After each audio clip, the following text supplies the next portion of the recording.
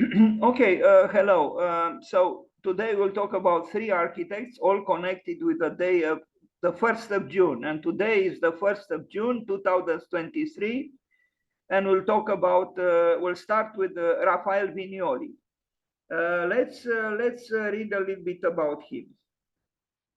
Rafael Viñoly Beceiro, I don't know how to read. Unfortunately, he was born on the 1st of June, and today is the 1st of June in 1944, and he died not too long ago, this year, 2023, on the 2nd of March. Was an Uruguayan, so born in Uruguay, architect based in New York. He was the principal of Rafael Viñoly Architects, which he founded in 1983. The firm had offices in New York City. I don't know if they still have after his death. In New York City, Palo Alto, in London, Manchester, Abu Dhabi, and Buenos Aires. Viñoly designed landmark buildings internationally. Viñoly rose to international prominence with his Tokyo International Forum, reviewing the Museum of Modern Art's exhibition of models and drawings for the building. While it was still under construction, the then New York Times architecture critic Herbert Muschamp hailed Viñoly's design as a monument to the idea of openness. We are going to see the project that revives faith in architecture as an instrument of intellectual clarity. That's what Herbert Muschamp said. This was the man, actually it infuriated me and still does a little bit, this unveiling of his teeth, this too obvious smile or happiness. But otherwise, he was an architect who did some good works. And when he didn't smile like this, I think he was more convincing. I don't know who taught him to smile like this. I only know of I.M. Pei, who had a similar infuriating, happy-go-lucky face. Anyway, in South America, because he was born in Uruguay, and I think at 5, he moved with his family to Buenos Aires.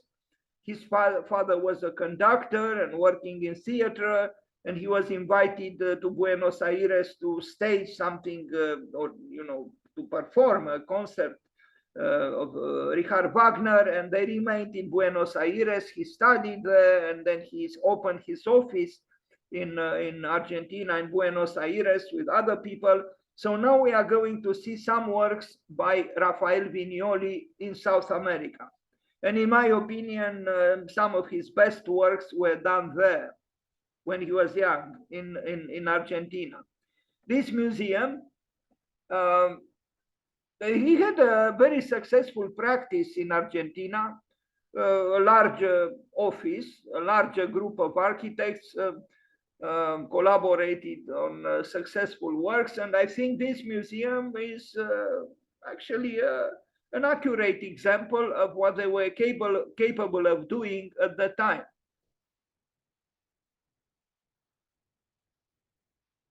Particularly a housing complex that they built in Buenos Aires attracted my attention, and his own house actually.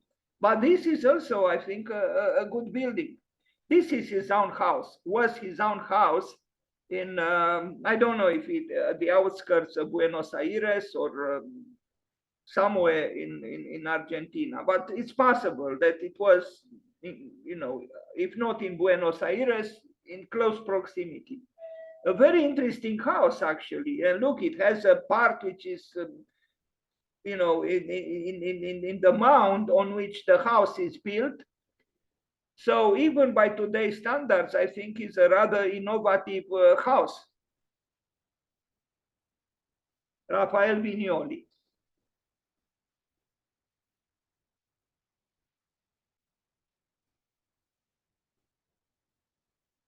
Also, to an extent, an accomplished musician. He loved to play the piano. I think his mother, I'm not sure here, his mother, I know his father was involved with the music, but I'm not sure about his mother. Anyway, he even built a house where he made a small, a concert room for invited people, musicians. He was friends with important musicians, and he himself played the piano often. I think even in his architecture office in New York City. But you look even at this prism, you know, with that emphatic canopy above that single window. It's a striking image, and also, you know, I don't know if it's genuine black or, but close to blackness.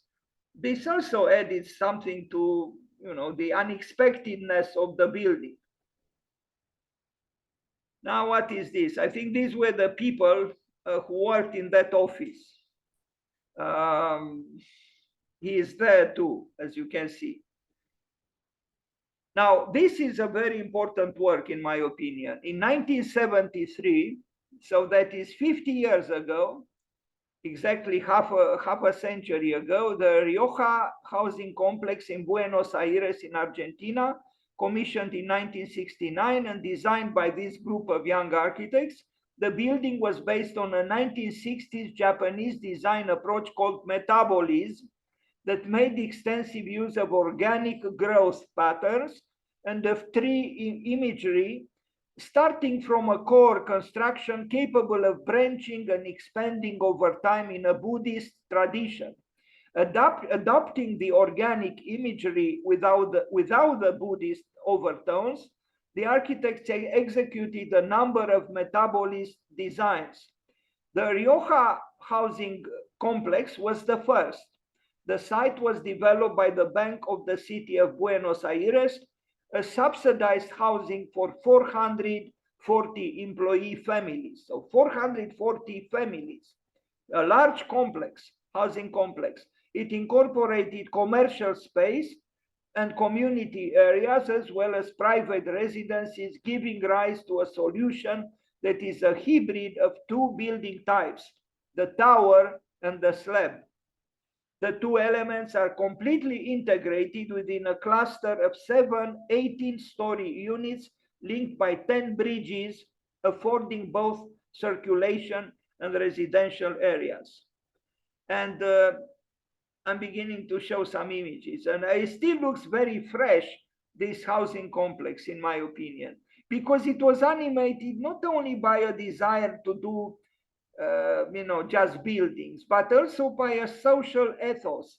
It was a desire, you know, to, if I am to express myself emphatically, to change the world. It was that ethos at the end of the 60s, you know, when the young people wanted to, you know, wanted love and not war, wanted idealism, wanted flowers, wanted wanted communities, wanted to fight the war in Vietnam, wanted to change the world. And at that time, these Argentinian architects attempted to express some of those ideals, metabolist or not, in what they did in Argentina, in Buenos Aires. It's a housing complex, not for elites, I imagine. Here were just some employees, yes, of a bank, but you know, 440 families. It's a social program. But the bridges are symptomatic for the idea of bringing people together. You know, it's connecting. As Vincent Scully, when he wrote about his friend Louis Kahn, quoted from the British writer Froster, who said, I mean, only 2 words, only connect. And in fact, if we can do just this, to only so-called only connect, if we can connect, we actually connect with the very root of the word art. Because the oldest definition of art that I found in the Proto-Indo-European language was like this: art equals bridge equals God. So if we can bridge between man and nature, between man and man, between the earth and the sky, if we can bridge at all levels, I think we approach the realm of art. I like this project very much. It's vigorous, it's social, it doesn't turn its back on the technology of its time. The bridges in particular are impressive. But the whole idea, it's almost some kind of a socialist communism, a socialist capitalism, or a capitalistic socialism. I know it's oxymoronic what I'm saying, but this is what I see here. Unfortunately, some of these idealism became diluted after he moved to the United States. Sometimes I think poverty helps. I mean, Argentina is an interesting country, but a little bit less opulent than the United States, although there is a lot of poverty in the United States as well.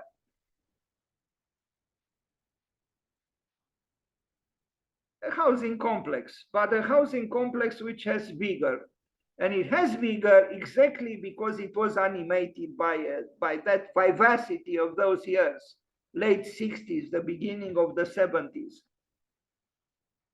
A good work, in my opinion.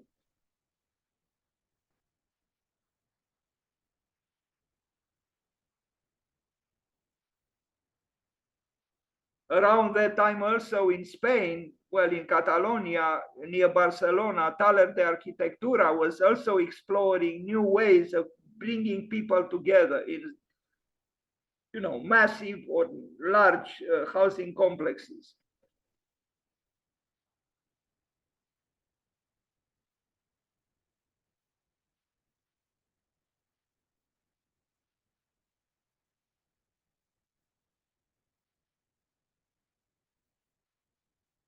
I remember somehow now, maybe strangely, a project that was done by a Romanian young architect, Justin Baroncea.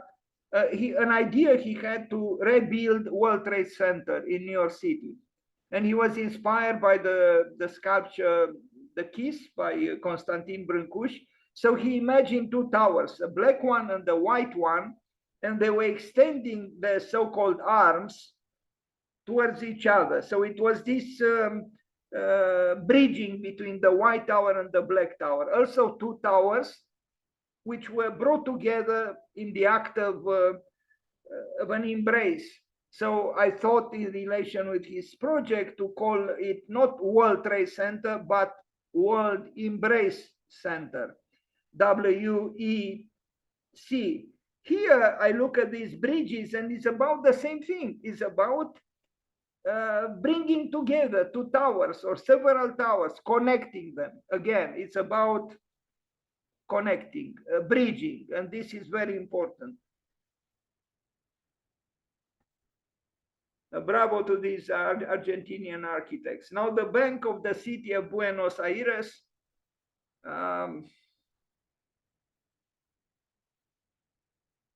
Rafael Viñoly and the others, or should I say the others, plus I don't know exactly what his position was in that office. Now, the Viñoly's musical refuge, I told you that he was, a rather accomplished musician as well, playing the piano. I found this website, Rafael Viñoly's musical refuge. Now we are in the United States, and for some reason I included, the work is not shown in a chronological order. For some reason I felt like introducing here this reference to his musical refuge somewhere, I guess, in the state of New York in the United States, because after his activity in Argentina for a number of years, he relocated to the United States, and that's where he lived and worked. But he built the house for himself and this musical refuge, where he invited some important musicians with whom he was friends.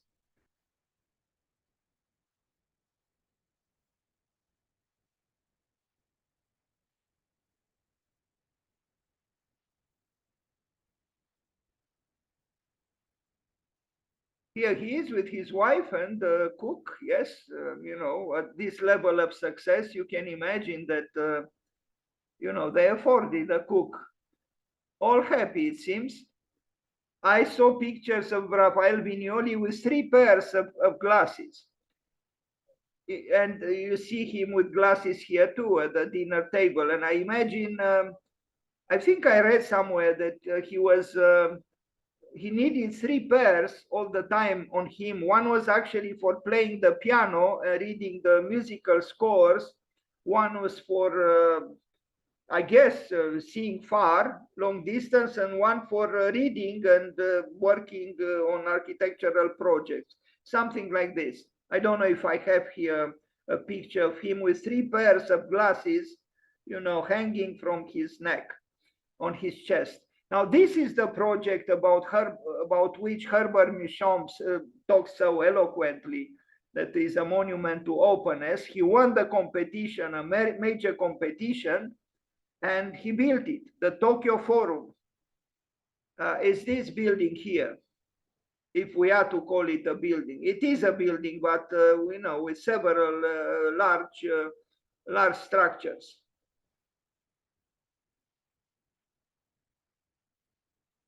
So all of these are his.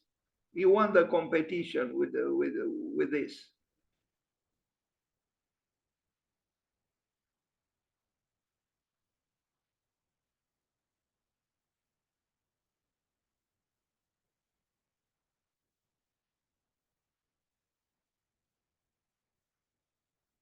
Here we see again bridges, and these bridges indeed are symptomatic for you know, for dialogue, for openness, for bringing people together.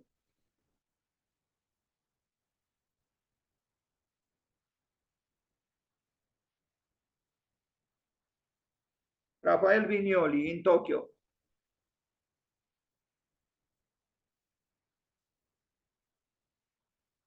So I mentioned Herbert Muchamp, he is dead. Rafael Viñoly is dead. He died this year. Herbert Muchamp, whom I knew personally, he died some years ago.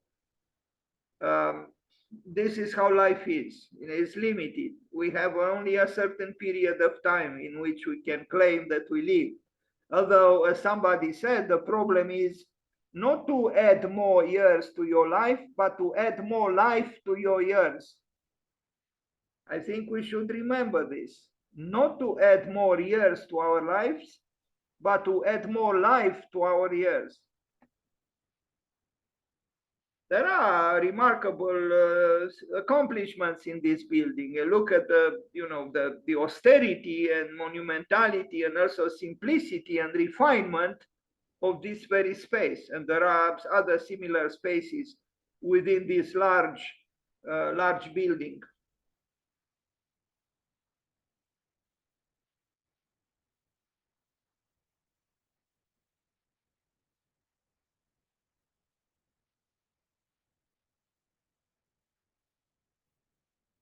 Rafael Viñoly.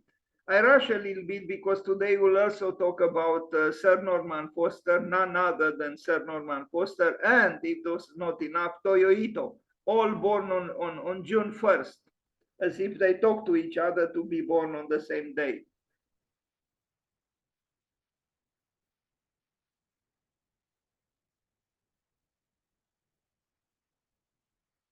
We are still in Tokyo.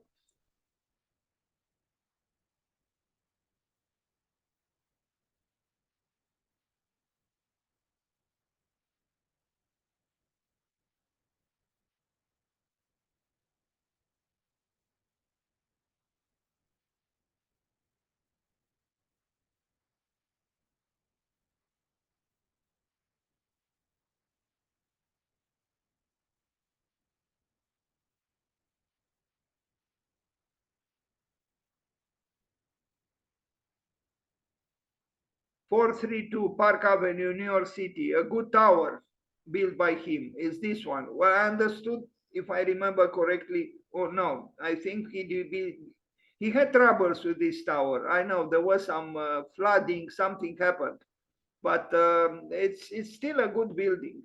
very, without pretending to be organic or fancy or anything, and its vertical clarity or correctness, I think is a good skyscraper.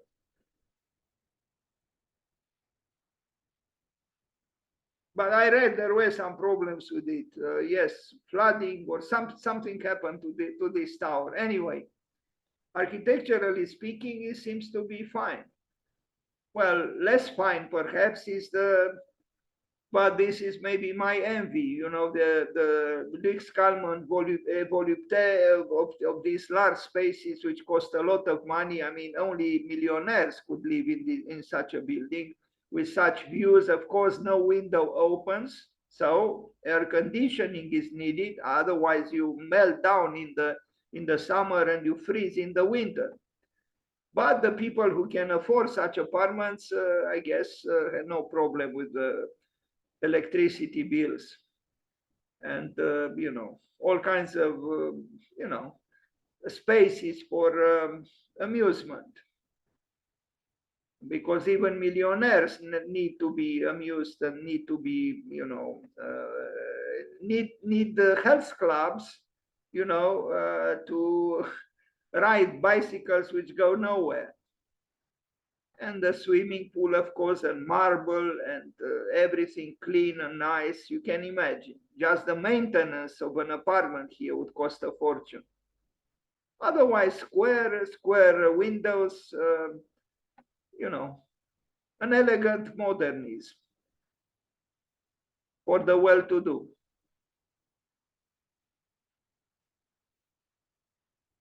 And on the right, we see Central Park. The excellent work of Olmsted, the landscape architect. So this is the tower by Rafael Viñoly. In the meantime, other towers sprang even taller and thinner and more audacious and so on, like the one built by Shop architects. But still the one by Rafael Viñoly stands out with its,